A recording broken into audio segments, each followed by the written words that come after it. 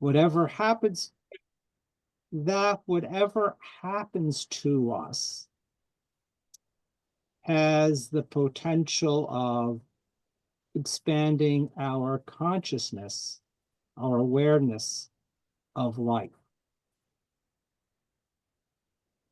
And that both things that are good and bad present specific challenges that require us to be alert to what's happening inside spiritually.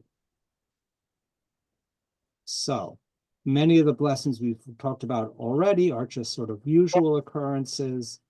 Many of the blessings that we've studied and the prayers and blessings we studied in this Masechet are things that we do regularly. Here, this is about blessings on what you might want to call liminal experiences, the good and the bad. So, remember we talked about how to understand the Hebrew word blessing, bracha, and that it has a greater meaning than the English word blessing. And here we see the sages of the Mishnah trying to explore what that might mean. So, at number 5, would someone care to read? I'll read. Okay. The Mishnah articulates a general principle. One is obligated to recite a blessing for the bad that befalls him, just as he recites a blessing for the good that befalls him. Okay, stop right here, Mark. So okay. what is the Mishnah saying here? What is our obligation for? Recite the blessing regardless of whether it's to your benefit or not. That's right. There's a formula that you have to mivarek. You have to use this an expression for the good and for the bad. And now they're giving us a proof text. So continue and the As next part. it's stated, and you shall love the Lord your God with all your heart, with all your soul, and with all your might. The Mishnah explains this verse as follows. With all your heart means with your two inclinations, with your good inclination and your evil inclination, both of which must be subjugated to the love of God. Okay, let's stop here. So, could you tell me what's happening in this little section? Well, you've got the Lashon Hara and the Lashon and Hatov, and they're in battle with one another at times. Okay, this is the question here. We have this thing, Yetzer Tov and Yetzer Ra. Lashon Hara is often seen as an expression of this Yetzer. Yetzer is an inclination. Right. The word Yetzar means to form. So one way of pushing, imagining this, you may remember those little cartoons that you saw with the little angel and the devil talking to the character. You have these are two Yetzer. So it says, B'kol levavcha Bishnei Yitzarecha. So as your heart has two halves, so are you. You have a Yetzer Tov and a Yetzer Ra. So you need to pray with your good inclination and your bad inclination. So what do you think it means to pray, to bless God with your bad inclination?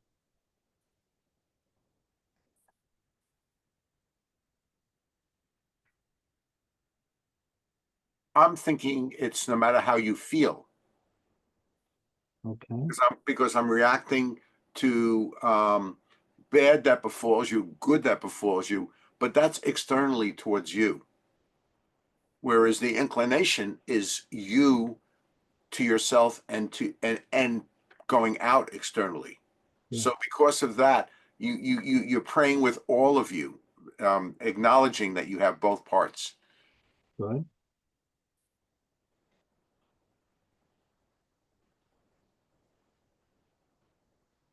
Now, maybe you're praying that the evil inclination will not override the good inclination in your doings. Yeah. So,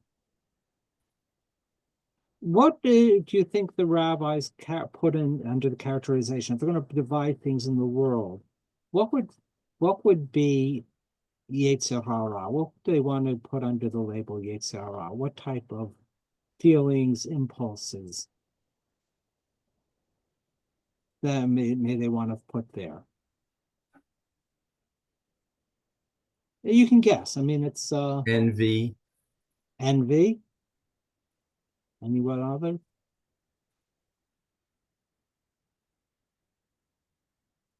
Greed. greed, lust, Yep. Sexual desire. What else?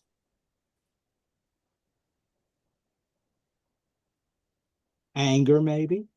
mm, Fear, maybe. Revenge. That could be there too. Okay, let's stop with these things. Are they necessary? Can we live without a sense of desire, a sense of without our sexual impulse, without our sense of having more, greed, without our sense of trying to learn from others, envy?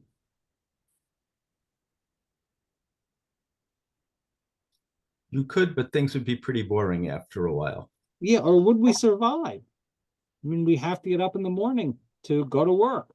Mhm. If we didn't have a sexual desire, it's that, what is heredity? If your grandfather didn't have children, your father didn't have children, you won't have children either. It's we need, we need these things, but they can be very overpowering. And in their psychology, we want to be control of our Yetzer. But what about Yetzer Tov? What things might be put in there? Why do we need to, Charity, why do we need to control our Yetzer Tov?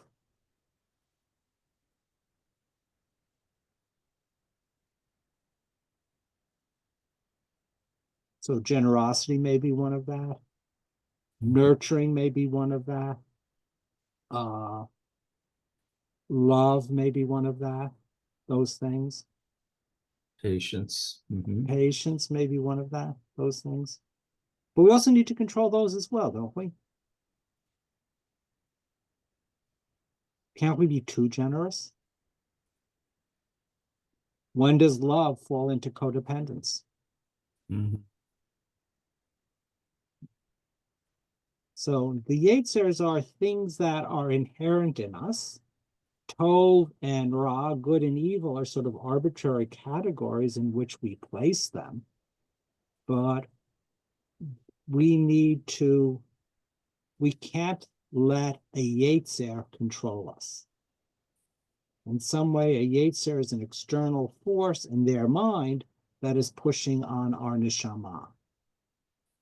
And we've been given the ability, the strength, through our seichel, through our reason, to be able to control the Yetzer. There are sources of energy that we can take in, but we need to control them. So, good things and bad things will, let's say, give energy to either one Yetzer or the other, or aspects of one Yetzer to the other. But we still need to say, whoa, and say our blessing and gain control. And let's go on. So, with all your heart, with all your soul, even if God takes your soul,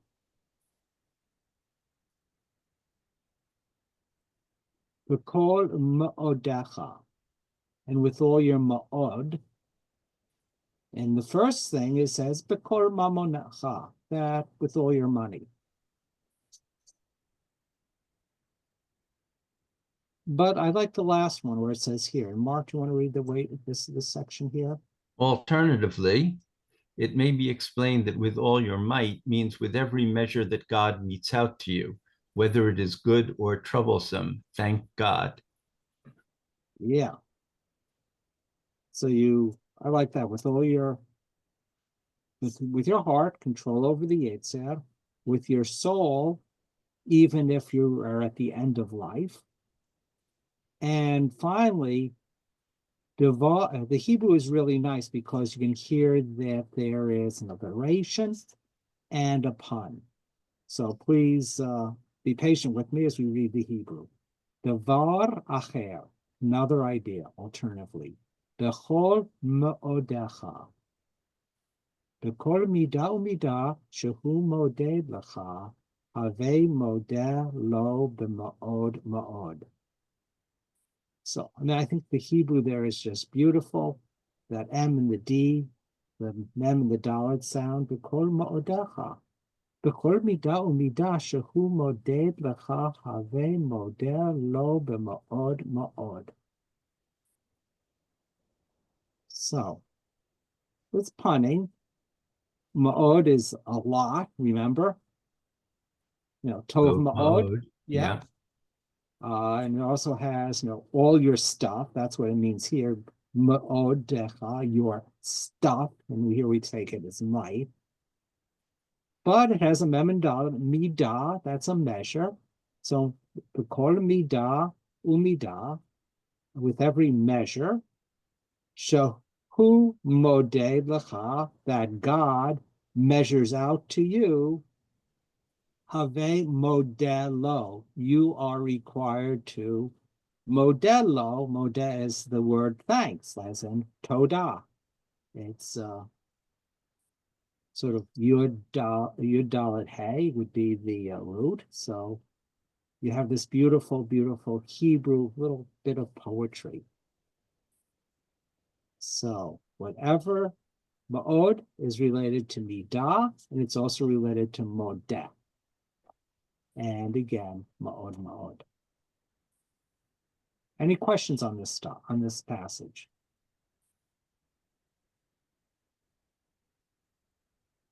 Okay. But I think this is a fairly central Jewish teaching. So, would someone like to continue reading? Laws regarding the Beit HaMikdash, relating to the Beit HaMikdash.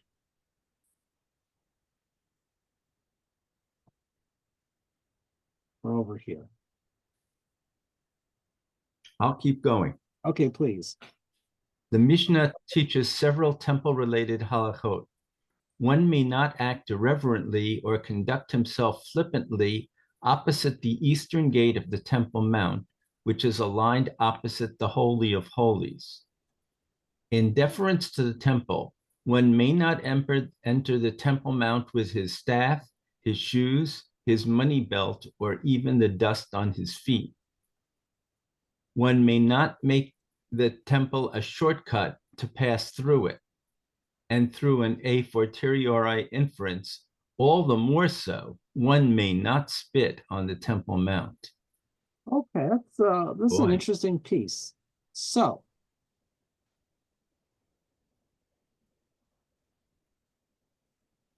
are we talking about the temple or the Temple Mount here? The Temple Mount. Okay, so what does that tell us? So the whole area.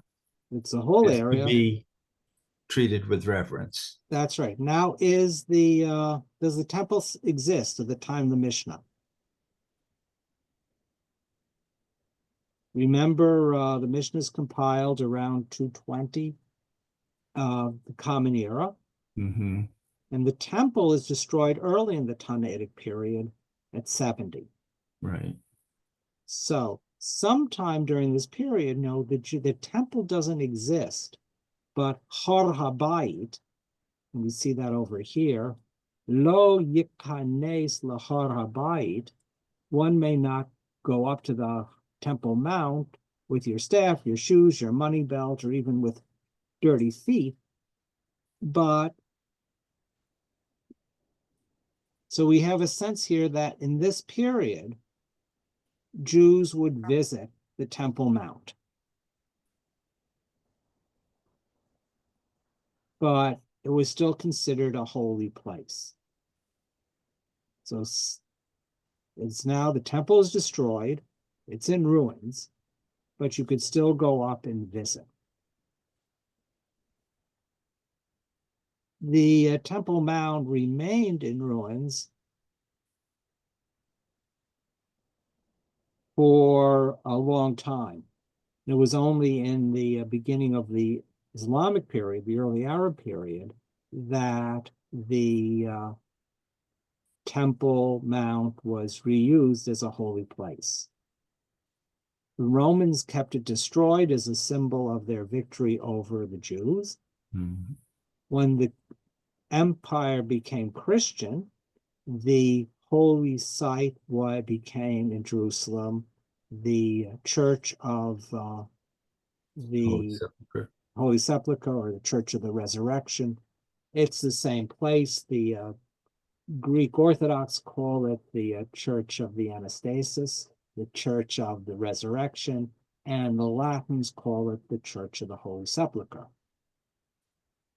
But that's a really good lecture talking about the difference in Eastern and Western spirituality and what they want to focus on. But they kept the Temple Mount empty as a symbol of that Christianity superseded the earlier Jewish form. The temple is no longer needed for any ritual acts that pertain to salvation. When the Muslims took over, they were able to show their control over the city by taking the high place and building a holy place that was higher than above the Church of the Holy Sepulchre. But here you can go up there, but you have to be careful. You can't act silly. You can't use the Temple Mount as a place of, you have to be respectful. Staff, shoes, money belt. So you have to be nice there, and you can't use it as a shortcut. And you're not allowed to spit there. Is the shortcut, Rabbi, that you're using it for a purpose that is not holy? Yeah. Then? Yeah, probably. Let's say you have a place on Mount Scopus and you want to get to Jerusalem. And the quickest way is to go up and down across the Temple Mount rather than around it. If you've been in Jerusalem, you know the Temple Mount is a really big place. Mm-hmm. So if you're coming from, let's say, the east or the southeast, and you want to go someplace in the northeast and northwest of Jerusalem, or the eastern part of Jerusalem, you have to get around this huge obstacle. Today, we walk around it, but in those days, there was no one stopping you. It was an empty space. So you might say, I'll save 20 minutes and just run over. So you can't use it as a shortcut. We also get a sense that, this is a sort of a disgusting little piece of information, that people would spit. That spitting was not something that people wouldn't do in public. In those days, it wasn't considered as inappropriate. So, blessing the temple. So don't trust the Sadducees. Do you remember the Sadducees? Say yes or no. Because if you say no, I'm going to tell you who they are. And if you say yes, I won't. I need a review. You need a review. Review. Okay, Yep. that's all. It's okay. So, after the Maccabean revolt and the Maccabean kingdom becomes established, there are two social, cultural, political groups that evolve, political parties. One we call the Sadducees, and the other we call the Pharisees. And they had different political alliances and different understandings of the covenant and different understandings of Jewish life and spirituality. We know very little about early times, but they did in the earlier period have a political significance. And as the Jewish kingdoms lost their power and independence, the differences became more involved in spiritual and religious ideas. The Sadducees were more connected to temple worship and took a more narrow reading of the scripture and its tradition than the Pharisees.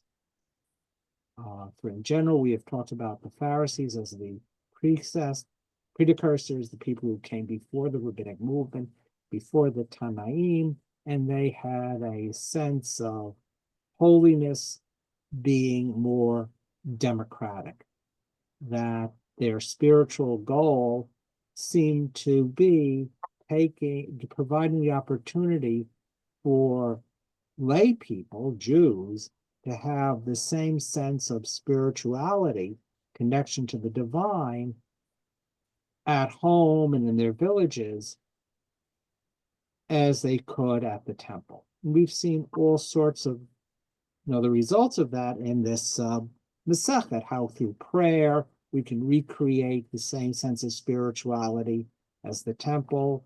Our house can become a migdash me'at, a little temple, and our dining table could be a little altar.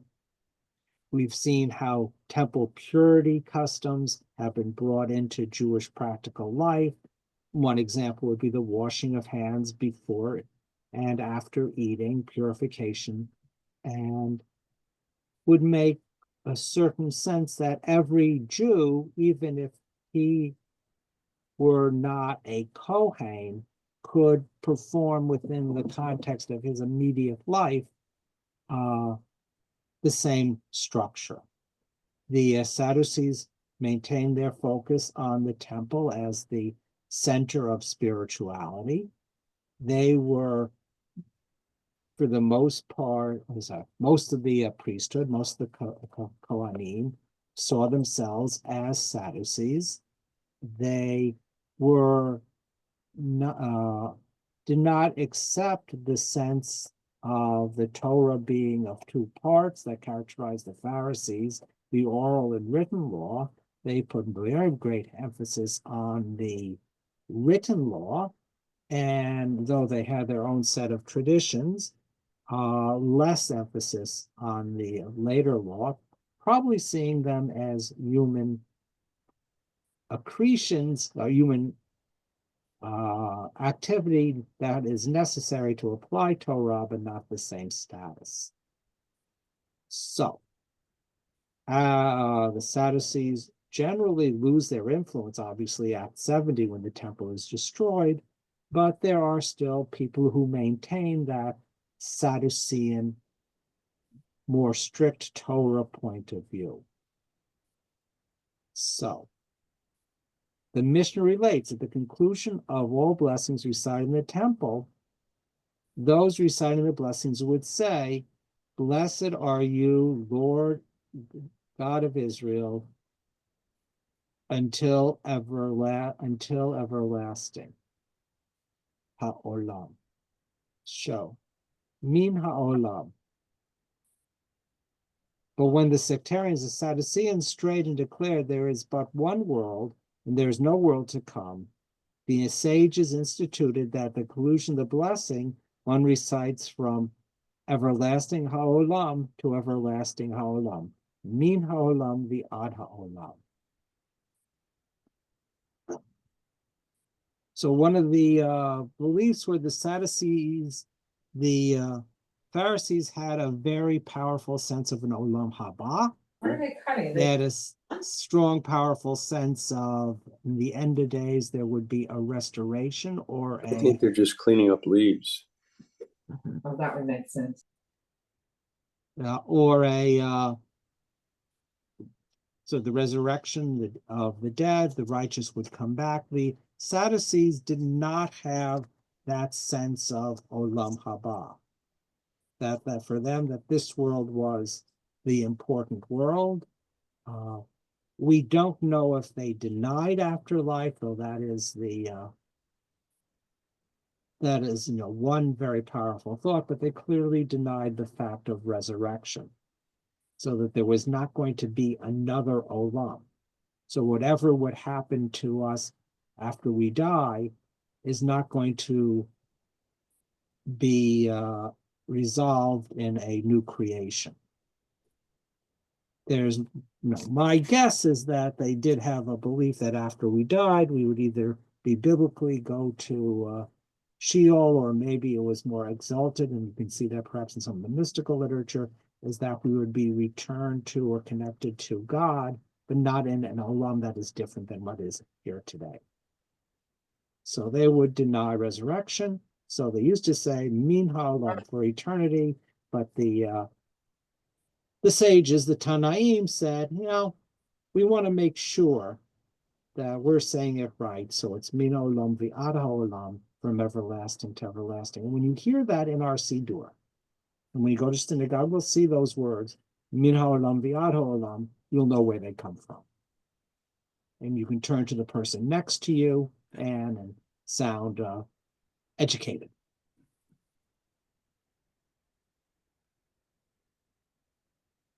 So, greeting one another. We're supposed to greet one another.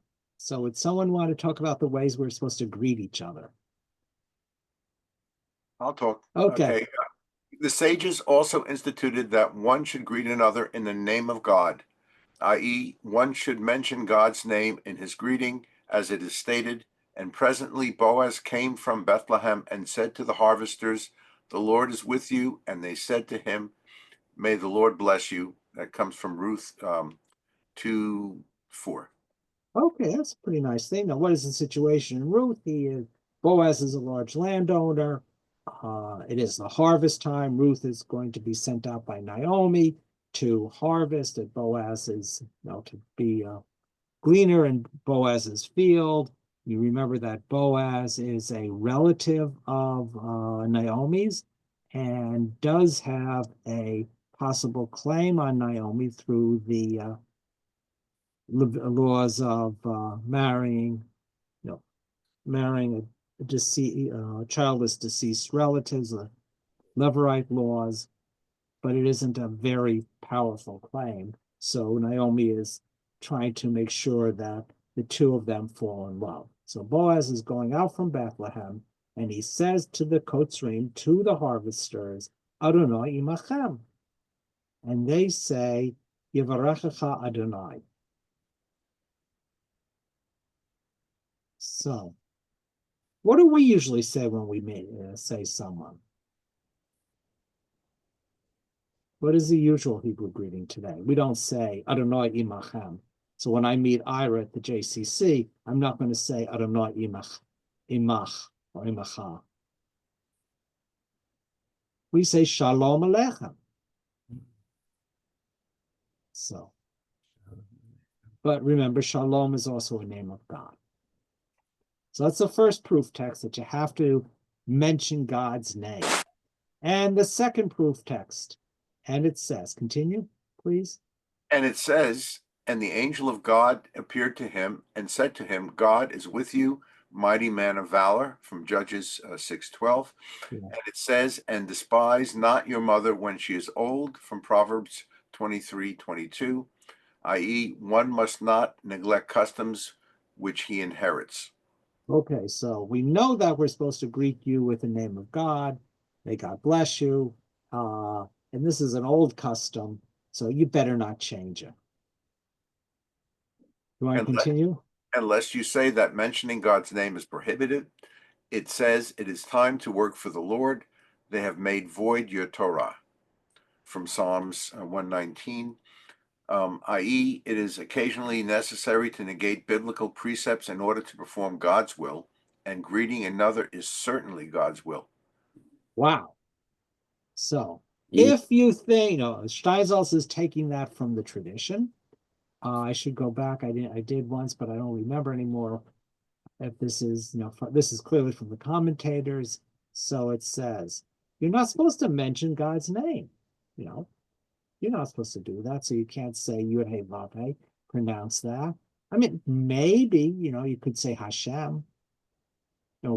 We do that, and someone says, how you're doing, and you would say Baruch Hashem. Blessed be God, or blessed be the name of God. But here it's saying, Eit la'asot l'Adonai Hey Peru Toratecha. So sometime to do God's will, one has to not follow Torah.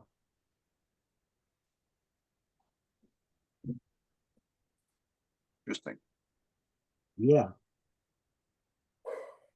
So that's a really big thing. Yeah. So how do you know that? What principles that are God's will might get in trouble? No, might sort of guide the way we read Torah. Are there overriding principles? I would think the Ten Commandments comes first. Yeah, but they don't really tell us very much. If it's necessary to save a life, perhaps. Okay, so that's a good one. So Pekuach Nefesh, God wants us to live and saves lives, so you can violate Torah for that. There are concepts such as Mipnei Darkei Shalom, for the purposes of establishing, peace within a family, within a community. That's a really important overriding principle. And if it doesn't tell you that you violate Torah, it does guide the way you will interpret Torah. Perhaps, Ahavat Yisrael is another sort of overriding principle, that you can't be so exacting in your practice that you alienate other people.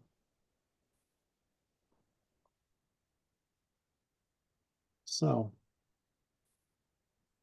it's an interesting, they've taken this verse a little bit out of context, but Ekva Sof L'Adonai Heferu Toratecha. So, but Rabbi Natan is giving yet another interpretation. So what does Rabbi Natan say, Ira? Okay, so Rabbi Natan says another interpretation of the verse: make void your Torah, because it is a time to work for the Lord, i.e., occasionally it is necessary to negate biblical precepts in order to bolster the Torah. Well, perhaps another way of doing that. What would you think what that would mean?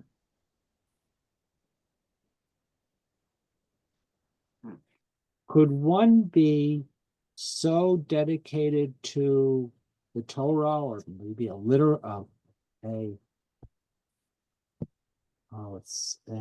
certain reading of the Torah that would bring shame on the Torah?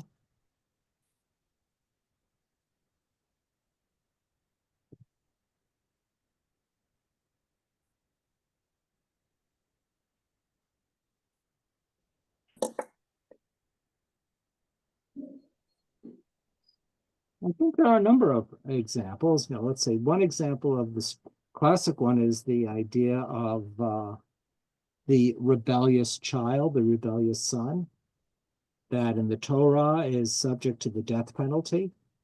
But if we study the Ben Sorer, or Morad, the rebellious son, we see that in the rabbinic explanation of this and how it's to be interpreted, that it is impossible to inflict the penalty. The restrictions are such that it becomes a practical impossibility. So yes, the Torah says it, but we can't do it. Perhaps in a more contemporary sense, do you think holding a literal view of creation according to Genesis 1 and 2 is going to bring kavod to Torah, bring honor to the Torah? It's not what I believe. No, and so reading that passage, those passages scientifically, probably do not add kavod to the Torah. It doesn't strengthen Torah. So you have to read them differently. So those might be ways. So we have a thing that you sometimes, to protect Torah, you need to break Torah, or sometimes to bring honor to the Torah, to bolster Torah, we have to find ways of reading Torah in a way that makes sense to us. So these are the topics that are going to be covered to a large extent in our Masechet. I'm going to stop this share now, and we still have about 20 minutes, so we can start going into the Masechet, unless anyone has any questions they want to pursue right now. Sid, you're okay? You've been very quiet. Yeah, as a matter of fact, I said something. I said the blessing. I had it on mute and I responded with something, but of course nobody could hear. Oh, I'm sorry, because I saw your mouth moving, and Right. I didn't know whether you were talking to someone at home. No, it was the greeting. Boy, oh boy, my brain. Shalom Aleichem. No. What was? Yeah, that was probably it. Shalom Aleichem. No, it was a different 2-word expression. It just went out of my brain. And you said it right as I said it, but I had it on mute. Okay, that's fine. Everyone else okay? That's it. So we're going to move on. Cool.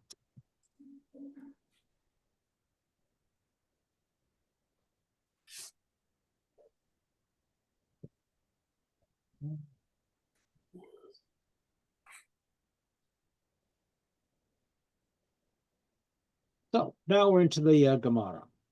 Blessings recited at places where miracles took place. Now remember, if something is in blue, that's my hints, those are my titles, those are my explanations.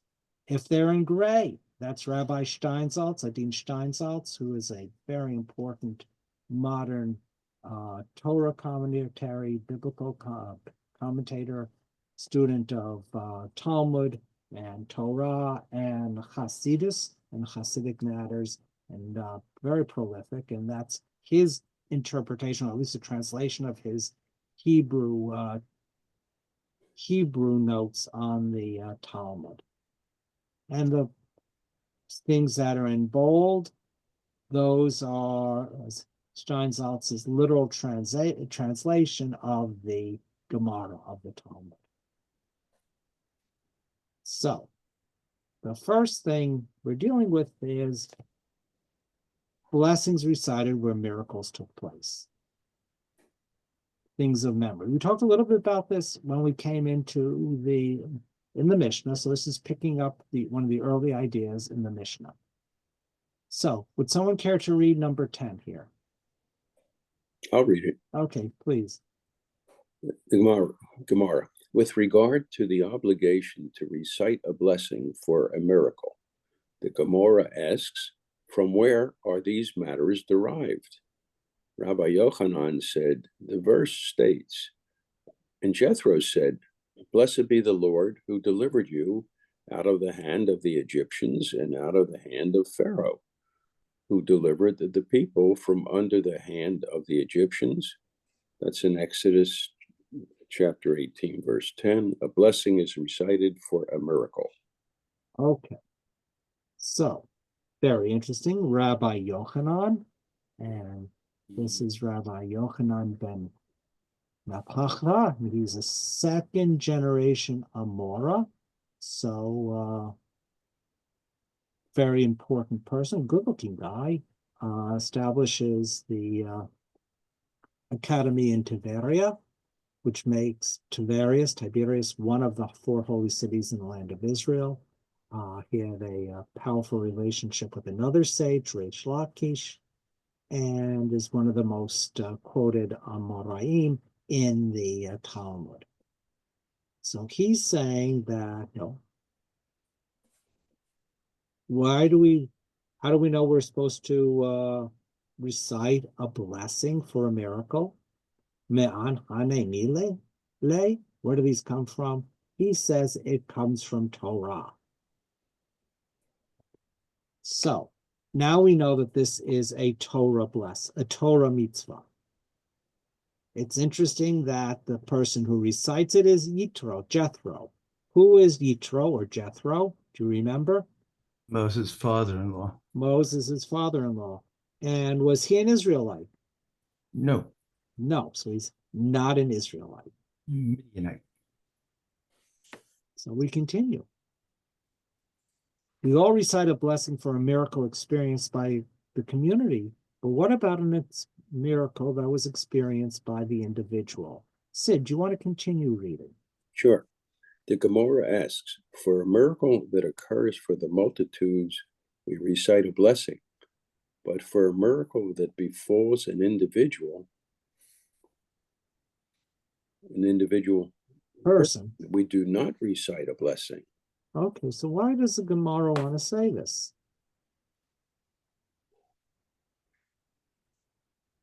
So what's the difference between, who recites blessings? We're talking about the multitudes, all the people versus all the people, the yeah. individual. Yeah, that's right. So if a miracle happened to the Jewish people should recite a blessing. So let's say you went to visit the Red Sea and you got to the place where the Israelites crossed the Red Sea. All our ancestors were there, supposedly. So this is a miracle that affected all of us. But so Sid, you were driving home from the ShopRite and a truck came right in front of you, and for some reason no one understands, you were able to swerve to the side and drive safely. A miracle happened to you. Well, I personally would probably say, thank God I didn't get hit by that truck. You would personally come back. Now, do I have an obligation, even though I know you and feel, have warm feelings to you, do I have an obligation to recite a blessing at that point? Are you taking the role of the community? So of the community. Yeah, so that every time a member of the Jewish community of Southern New Jersey passes that light on the intersection of Morris and Springdale, where you were miraculously saved, do we recite a blessing? No. Okay. Not according to this. Not at all. Not according to this. So, and now they're going to give some stories. So here's story number 1. Sid, continue reading, please. Case 1, the man saved from a lion.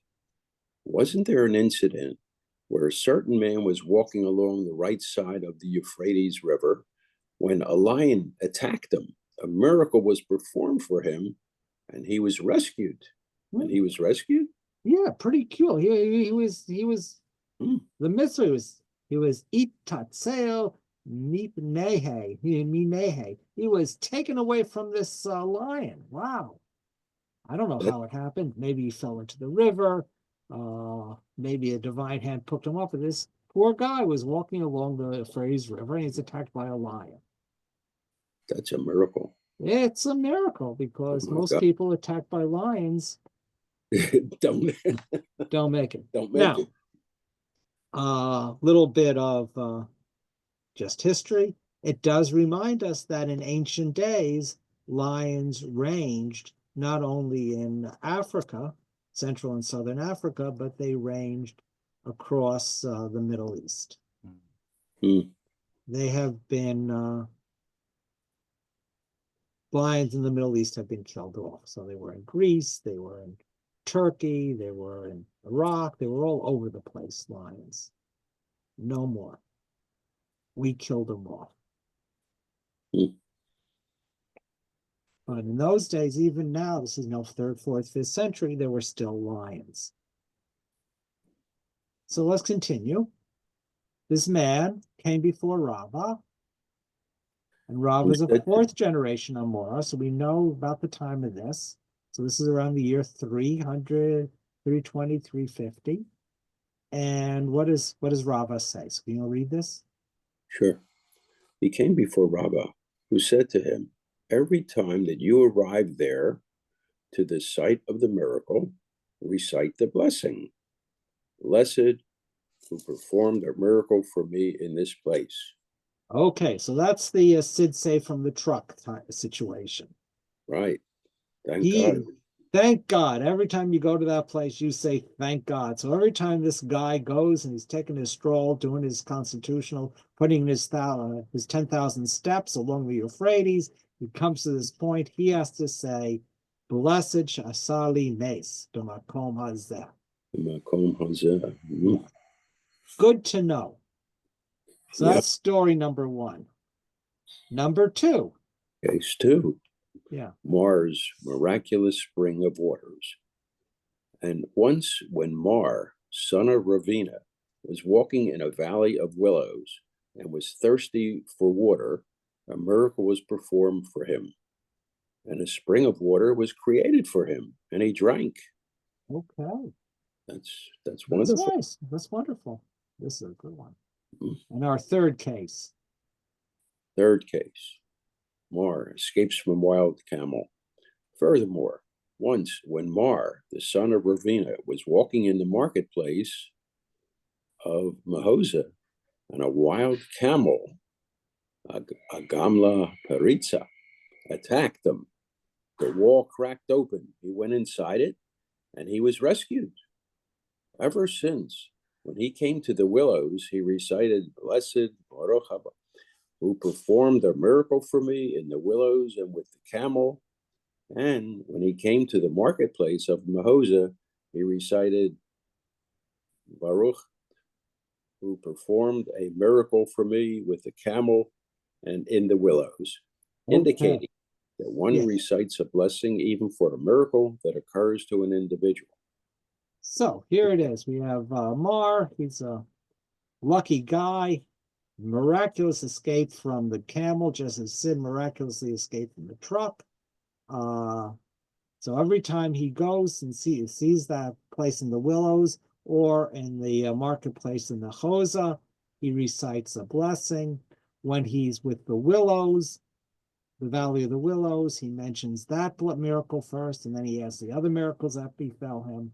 And when he's in the marketplace in the Choza, he recites the blessing, talking about being saved from the camel first, and then for the other miracle. So here, not only are we supposed to remember the miracle that befell us, but anytime we go to a place where we have experienced a specific miracle that helped us, we are to recall all the miracles that helped us. Mm-hmm. But does anyone else in the town of Mahoza have to say that blessing? No. Nope. Just Mar ben Ravina. So Mahoza is a major center in Babylon,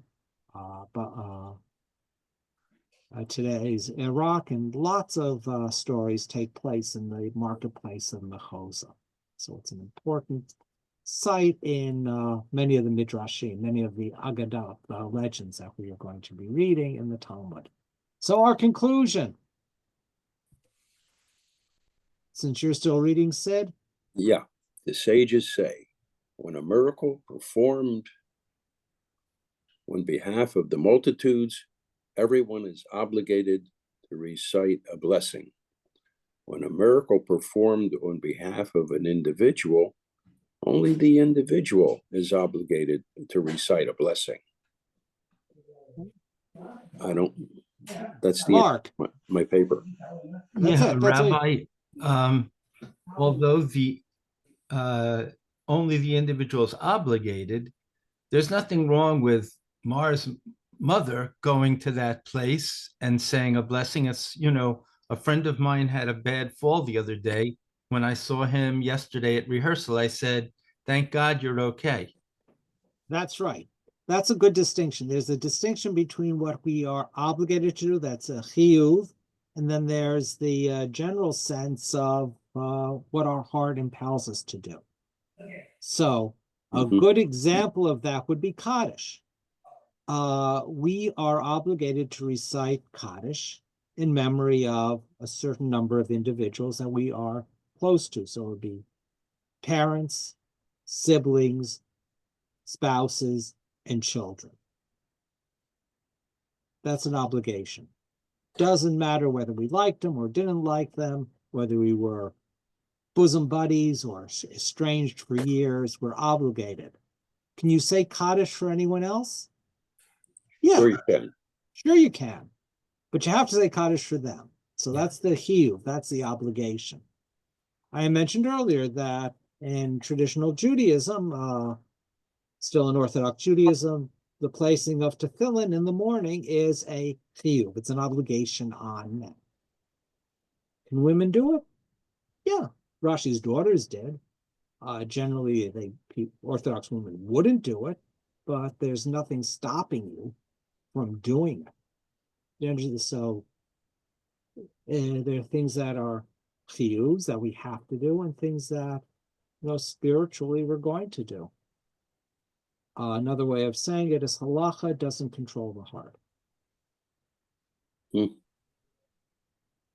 It's supposed to train the heart, but it doesn't control the heart. Okay. So yeah, Rabbi, yes, excuse me for yes, interrupting.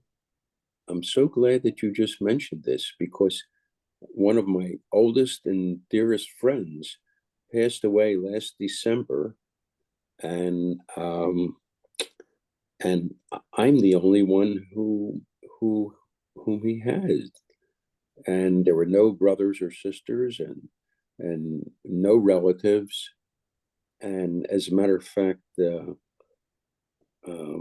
I had to move down. He lived in New York. I had to move down from New York into Montefiore, in Philadelphia, the cemetery there.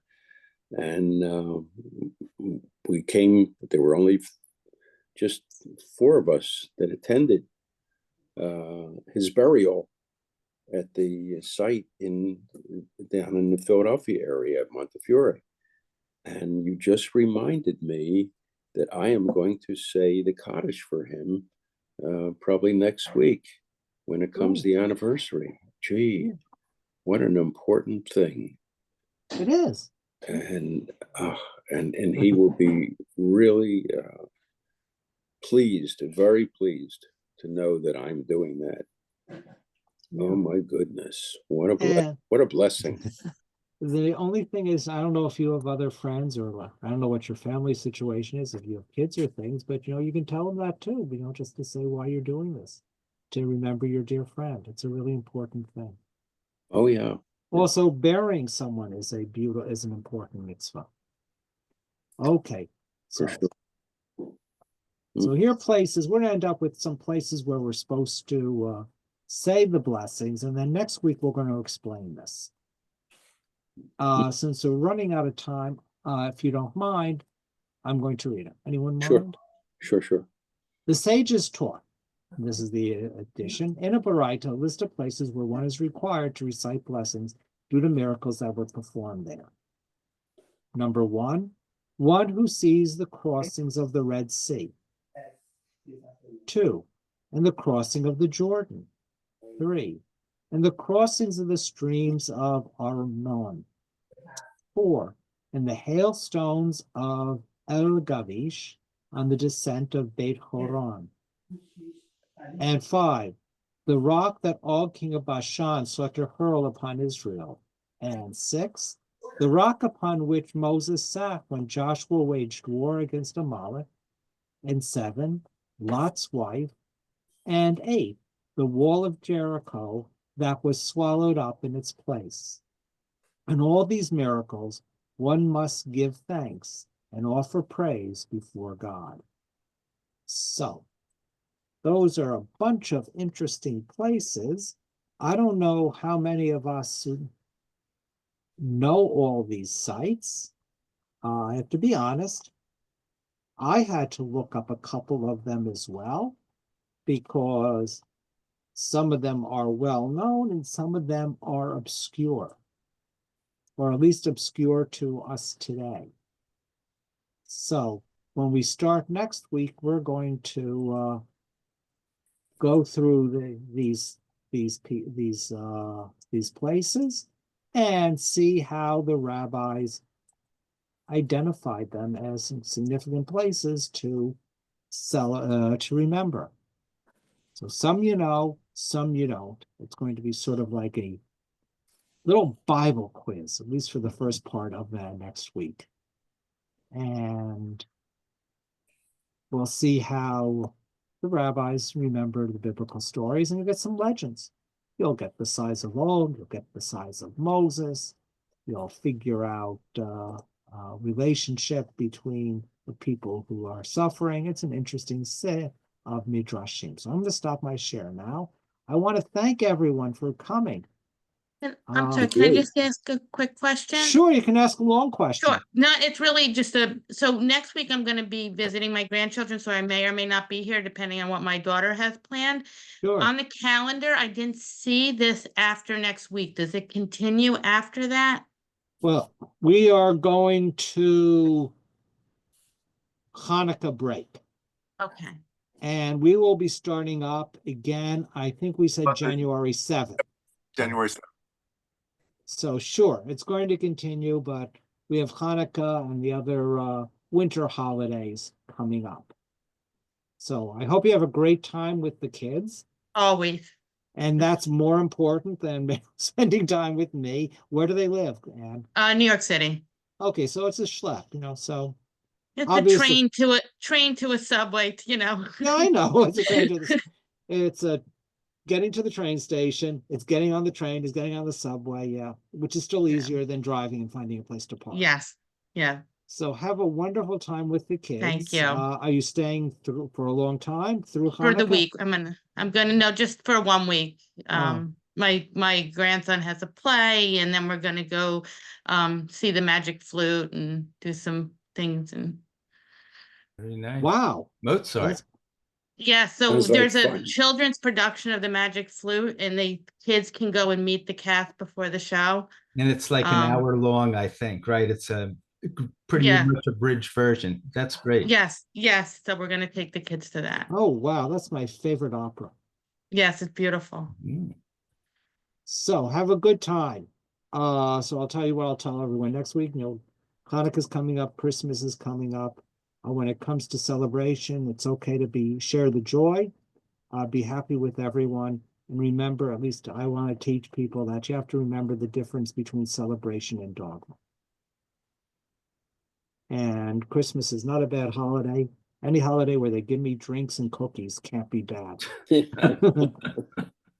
Okay, everyone be well. Next week, I hope we can all get together. You'll have information in our synagogue publications about when we're restarting again. Bye, everyone. Bye, And thank you Rabbi. so Bye. much. Thank you, Rabbi. Thank you very Bye-bye. much. Good class.